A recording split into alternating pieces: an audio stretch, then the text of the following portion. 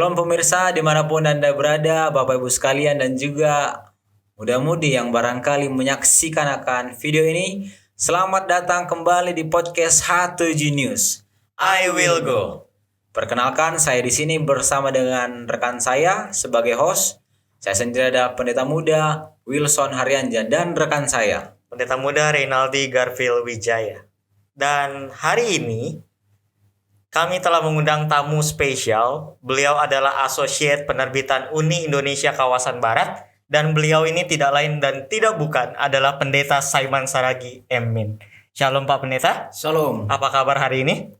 Sungguh baik. Luar biasa, puji Tuhan. Bersukacita Pak Pendeta ya hari ini. Amin. Ya, kelihatannya ceria sekali wajah. Ya, sangat ceria sekali. Kami ucapkan selamat datang Pendeta di podcast H7 News.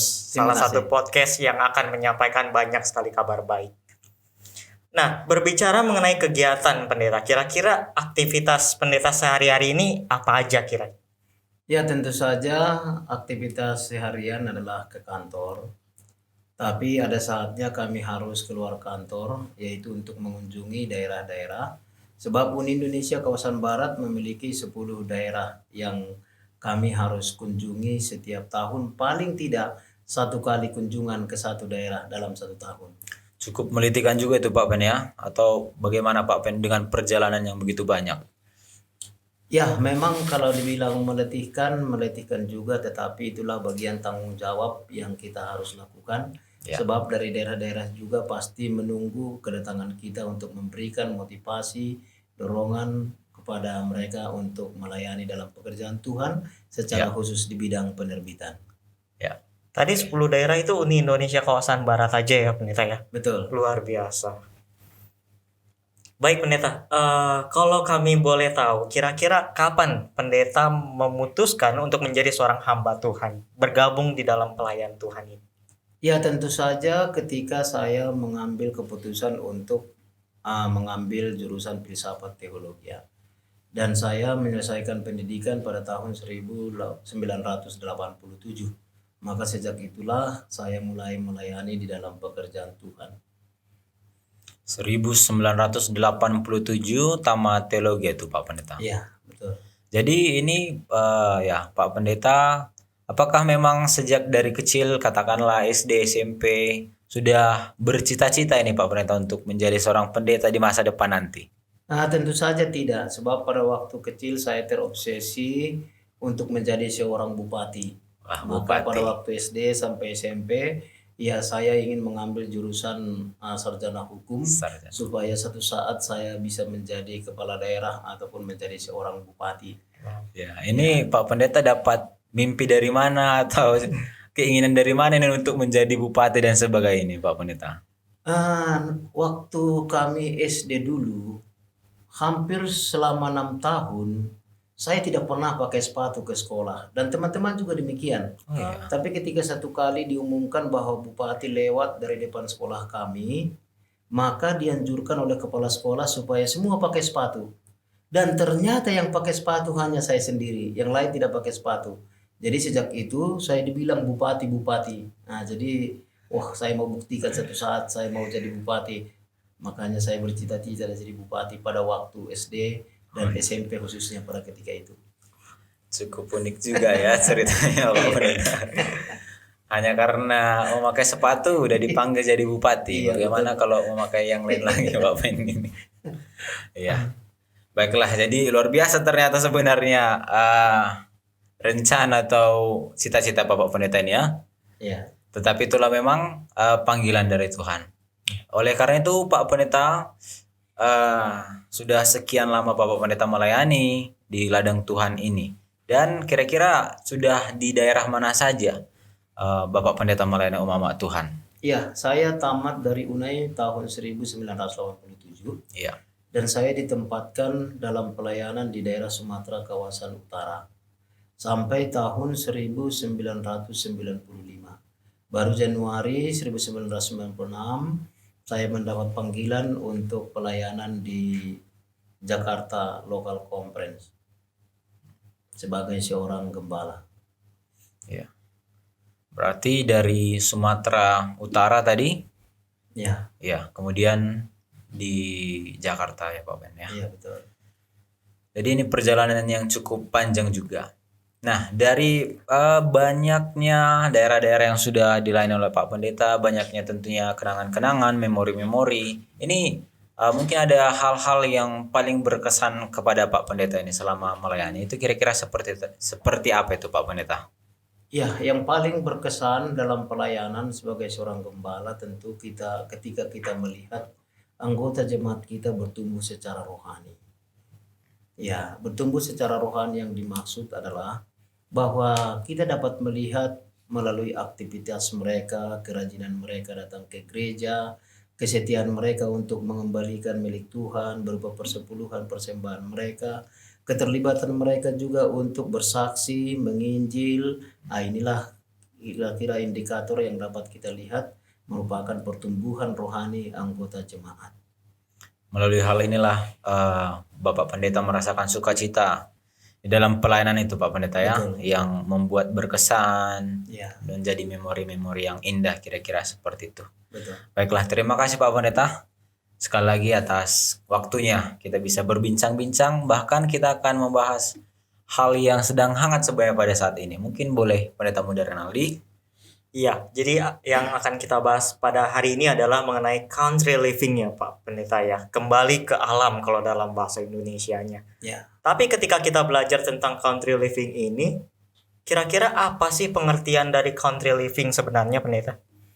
Ya, seperti yang saudara katakan tadi bahwa country living itu adalah kembali hidup di alam.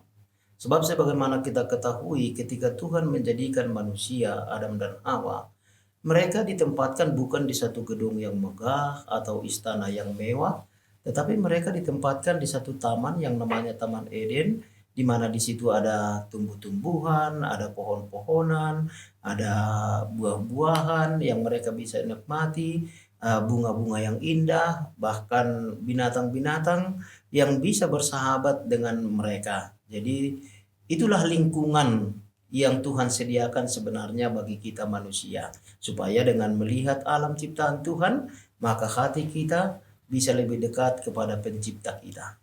Ya. Alam di sini maksudnya adalah ke desa pastinya ya Pendeta ya.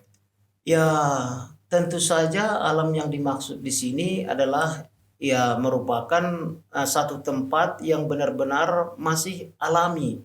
Bukan satu tempat buatan tangan manusia seperti gedung-gedung yang besar, yang tinggi, tetapi adalah alami. Tentu saja lebih tepat kita katakan sekarang ini adalah pedesaan. Pedesaan. Ya.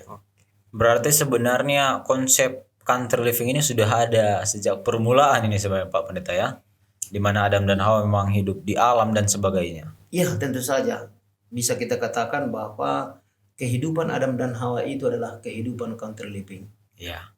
Dan itulah sekarang yang mungkin akan kita bahas Pak Pendeta. Jadi country living. Jadi memang ya Adam dan Hawa pertama kali diciptakan oleh Allah, mereka hidup di dalam keadaan country living atau hidup di alam dan sebagainya. Ya. Dan ya tentunya dulu tidak ada sama sekali perkotaan. Berarti apakah bisa dibilang ini Pak Pendeta bahwa konsep country living ini adalah sesuatu yang memang alkitabiah? Ya, tentu saja bahwa konsep country living itu adalah alkitabiah. Dan kita bisa melihat juga di dalam Alkitab bahwa country living itu sudah dimulai pada waktu Adam dan Hawa, lalu kemudian pada waktu Abraham ataupun Lot. Contoh, Abraham dulu tinggal di kota yang sangat mewah, sangat megah. Di Kota Ur-Kasdim. yang besar, di Ur-Kasdim. Ya. Nah, tetapi di kota yang besar itu juga Tuhan melihat banyak kejahatan, kepelisiran. Sehingga Tuhan meminta supaya Abraham meninggalkan kota Ur-Kasdim, pergi ke satu tempat yang dia belum ketahui. Nah, ternyata setelah dalam perjalanan Abraham dan keluarganya melewati Mesir dan lain sebagainya, ya akhirnya mereka tiba di satu tempat yang kita bisa sebutkan tempat country living, di mana tidak ada penduduk ataupun tidak ada perkotaan, tetapi dia tinggal di alam. Itulah tempat Abraham pada waktu itu. Berarti Abraham sudah melakukan konsep country living ini di zaman Alkitab Pak Pendeta. Ya.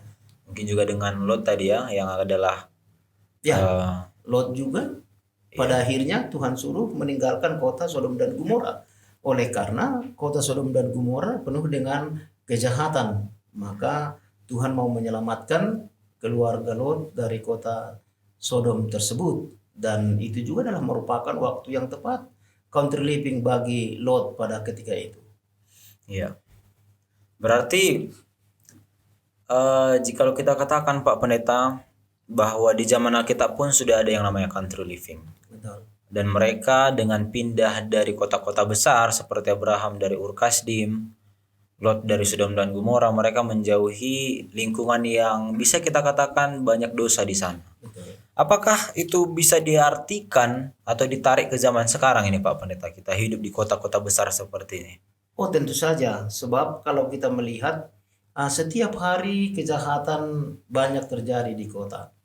Ya kepelisiran, hura-hura dan lain sebagainya, di mana memang secara rohani sangat susah kita bertumbuh secara rohani di tengah-tengah dunia yang penuh dengan kepelisiran. Nah, tetapi bila mana kita hidup di pedesaan dengan udara yang sejuk, ya dengan lingkungan yang alami, ya tentu saja lebih banyak kita bisa gunakan waktu untuk merenungkan kasih Tuhan di dalam kehidupan kita, karena kita juga terhindar dari berbagai pencobaan-pencobaan dan kepelisiran-kepelisiran dunia. Ya, jadi ini cukup menarik Pak Pendeta country living. Di zaman Alkitab ada yang pergi dari kota menuju desa dan sebagainya. Kita tentunya di sini banyak umat-umat Tuhan yang tinggal di kota. Saya sendiri, Pendeta Bunda Renaldi, Bapak Pendeta sendiri, atau bahkan katakanlah anak-anak muda dari kampung, dari pedesaan, mereka ingin merantau ke kota, ingin menjadi lebih sukses, ingin mencari kehidupan yang lebih baik. Nah ini sepertinya agak dilema atau bagaimana ya sebutannya. Itu bagaimana nih Pak Pendeta? Apakah mereka harus mengurungkan niat dan sebagainya? Bagaimana kita bisa menyeimbangkan hal ini Pak Pendeta? Ya baik, terima kasih. Memang untuk sekarang tentu saja kita masih punya kesempatan untuk tinggal di kota. Ya. Ya contohlah seorang anak muda yang membutuhkan pendidikan, pendidikan itu ada di kota. Orang yang sudah tamat pendidikan, pekerjaan itu juga ada di kota. Iya benar sekali. Ya tentu saja mereka tinggal di kota. Tetapi nasihat Sister Wahid bahwa sebaiknya kita bekerja di kota, tapi kita tinggal di pinggiran kota. Mengapa kita harus tetap bekerja di kota? Karena di kota itulah tempat pekerjaan, disitulah banyak jiwa juga yang kita harus sampaikan kabar keselamatan. Ya. Jadi tidak perlu mengurungkan niat bagi orang-orang muda untuk pergi ke kota untuk menuntut ilmu, untuk mencari pekerjaan. Iya. Ya tetaplah itu dilakukan, karena memang sampai pada saat ini juga ya Tuhan masih berikan waktu bagi kita untuk bisa bersekolah di kota, mencari pekerjaan di kota. Ya karena belum waktunya kita harus tinggalkan kota itu secara total.